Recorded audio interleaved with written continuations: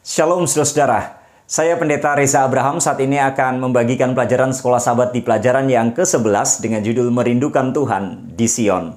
Apa itu Sion? Sion adalah kota Yerusalem, dan kota Yerusalem ini menjadi sebuah pusat dari umat Tuhan, yaitu bangsa Israel. Kenapa? Karena di Yerusalem ini ada bait suci, dan bait suci itu adalah lambang dari kehadiran Tuhan. Itulah sebabnya maka umat-umat Tuhan, bangsa Israel yang tinggal di luar Yerusalem, maka mereka 1 tahun 3 kali datang berziarah ke Yerusalem. Ada 7 hari raya orang Yahudi, yang pertama Paskah, yang kedua roti tidak beragi, yang ketiga buah sulung, yang keempat Pentakosta, yang kelima Nafiri atau serunai, yang keenam Grafirat atau pendamaian, dan yang ketujuh Pondok Daun. Nah, dari 7 hari raya orang Yahudi ini dalam 1 tahun, maka 3 di antaranya mengharuskan laki-laki, orang-orang Israel mereka untuk pergi ke Yerusalem merayakan 3 hari raya ini. Yaitu hari raya roti tidak beragi, kemudian Pentakosta, kemudian Pondok Daun.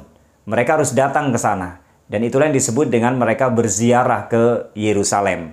Tetapi saat ini yang namanya Sion itu sudah tidak ada lagi. Karena setelah bangsa Israel ditolak sebagai bangsa pilihan, maka Sion Yerusalem sudah tidak ada lagi di sana. Tetapi Sion atau Yerusalem itu dilambangkan dengan kehidupan kita, yaitu keluarga kita, rumah tangga kita, dan juga gereja kita sebagai lambang kehadiran dari Tuhan. Itulah sebabnya kita akan melihat bagaimana pelajaran Sekolah Sabat sepanjang minggu ini Sion di masa lalu dan dihubungkan dengan Sion pada zaman sekarang ini. Mari kita lihat pelajaran di belakang ini. Saya membagi pelajaran Sekolah Sabat sepanjang minggu ini menjadi 5 bagian, ini per hari. Untuk yang pertama, pelajaran hari Minggu di Mazmur pasal 84. Kemudian pelajaran hari Senin, Mazmur pasal 122. Pelajaran hari Selasa, Mazmur pasal 87. Pelajaran hari Rabu, Mazmur pasal 46. Dan pelajaran hari Kamis, Mazmur pasal 125. Nah, dari 5 pembagian ini, saya bagi lagi menjadi 2 bagian. Yang pertama, ini bagian pertama, ini yang bagian atas, yaitu Sion di masa lalu atau peristiwa apa yang terjadi pada waktu itu, zaman pemazmur. Kemudian bagian yang kedua, aplikasinya atau penerapannya untuk kita pada zaman ini atau saat sekarang ini. Kita lihat satu persatu.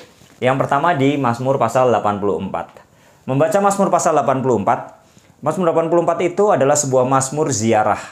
Jadi perjalanan dari bangsa Israel yang ada di luar Yerusalem ketika mereka datang ke kota Yerusalem sambil mereka menyanyikan mazmur.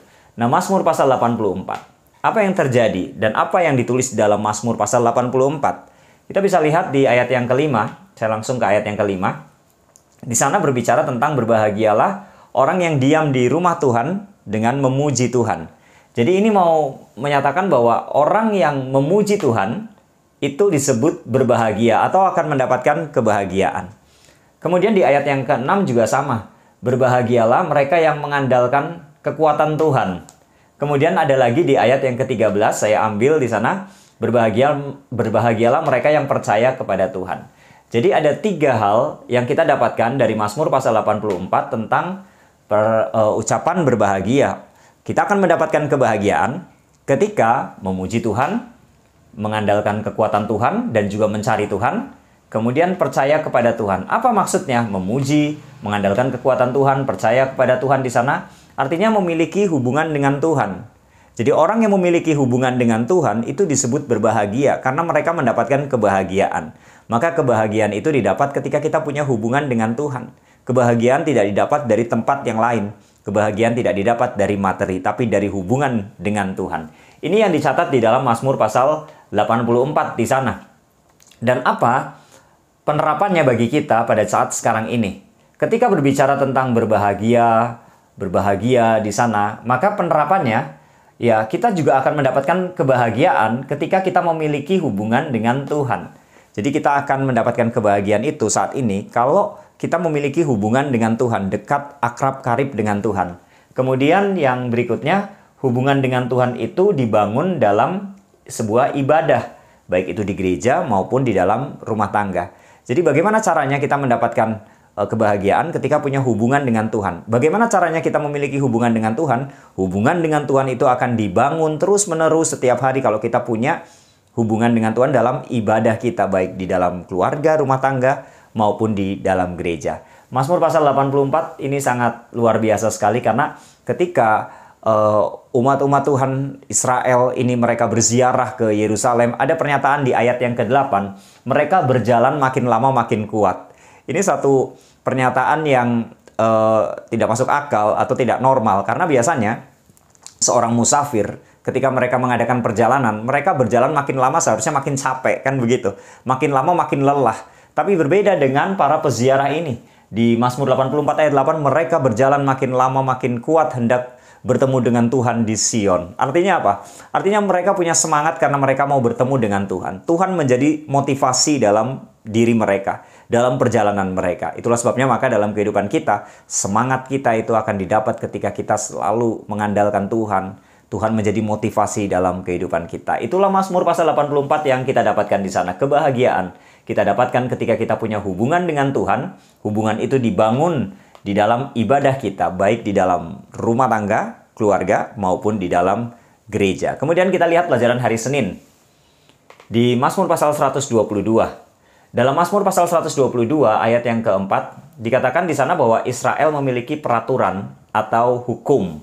Kemudian di ayat yang kelima, ada keadilan yang ditegakkan di Israel. Jadi proses keadilan yang dilakukan kalau ada orang membutuhkan keadilan, maka di sana dijalankan. Kemudian ayat 6 sampai dengan ayat 8 itu berdoa untuk kesejahteraan dari Sion atau Yerusalem. Nah, apa yang kita dapatkan? Ketika berbicara di ayat yang keempat, peraturan atau hukum, bahwa di Israel itu ada peraturan atau hukum, ini berbicara tentang hubungan vertikal ke atas, yaitu mengasihi Tuhan. Kemudian ketika di ayat yang kelima berbicara tentang keadilan, ini horizontal ke samping, yaitu mengasihi sesama manusia. Itulah sebabnya begitu penting bahwa yang namanya hukum kasih, yaitu kasih kepada Tuhan dan kasih kepada sesama itu harus ditegakkan, harus dijalankan dalam kehidupan. Maka ketika berdoa untuk kedamaian dari Yerusalem di sana, nah kita lihat penerapannya, aplikasinya.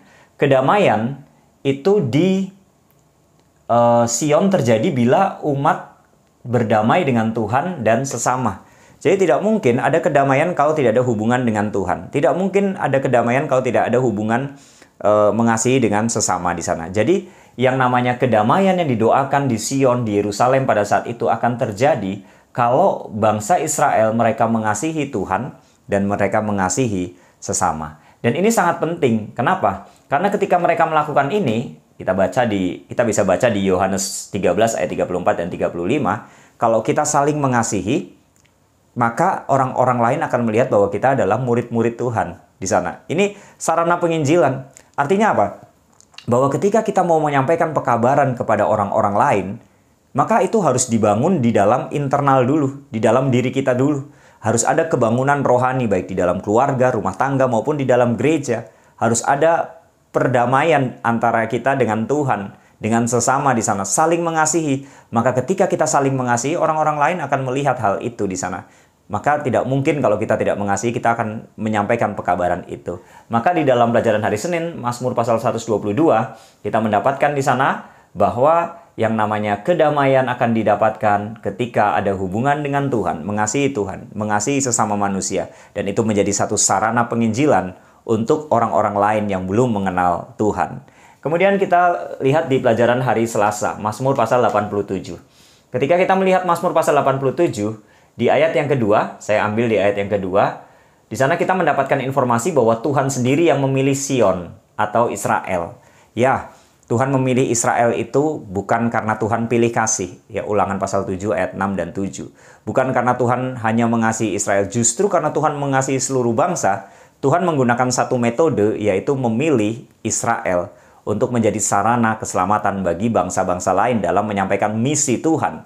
Nah, kemudian di ayat 4 sampai dengan ayat 6, di sana ada pernyataan bahwa bangsa-bangsa lain itu juga lahir di Sion. Apa maksudnya di sana? Meskipun mereka, bangsa-bangsa lain itu bukan bangsa Israel, tetapi ada penyebutan ketika mereka mau mendengarkan suara Tuhan, mereka mau berbalik kepada Tuhan, bertobat di sana, mereka lahir di Sion, disebutkan lahir secara rohani. Mereka menjadi anak-anak yang diadopsi untuk menjadi anak-anak Tuhan di sana meskipun mereka bukan orang Israel. Nah, penerapannya apa bagi kita? Kalau kita baca penerapannya ini, Roma 3 ayat 22, kemudian Galatia 3 ayat 28 dan 29, kita dapati di dua ayat ini, Rasul Paulus menyatakan tentang yang namanya keselamatan itu bukan hanya untuk orang Israel saja, bukan untuk orang Yahudi saja, tapi keselamatan itu untuk orang Yahudi, non-Yahudi, siapapun yang ada di dunia ini. Itulah sebabnya betapa pentingnya bahwa keselamatan itu untuk seluruh bangsa dan Tuhan tidak pilih kasih.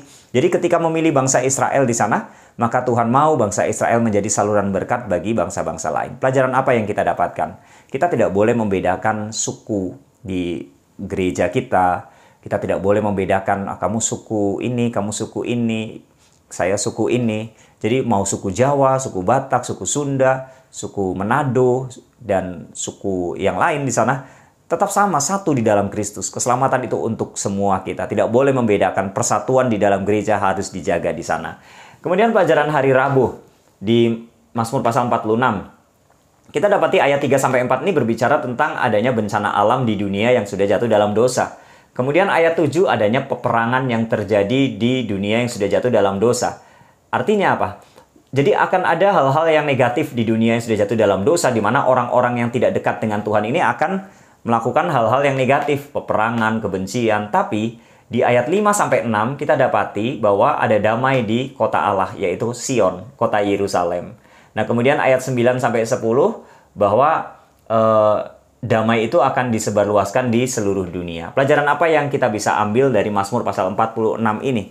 Ketika berbicara tentang adanya bencana alam, peperangan, bahkan ada kedamaian di Sion di sana, ini menandakan bahwa ada Tuhan yang selalu peduli dalam situasi yang negatif, susah, krisis di dunia ini. Masih ada Tuhan yang memiliki pengharapan bagi setiap orang yang mau berbalik kepadanya.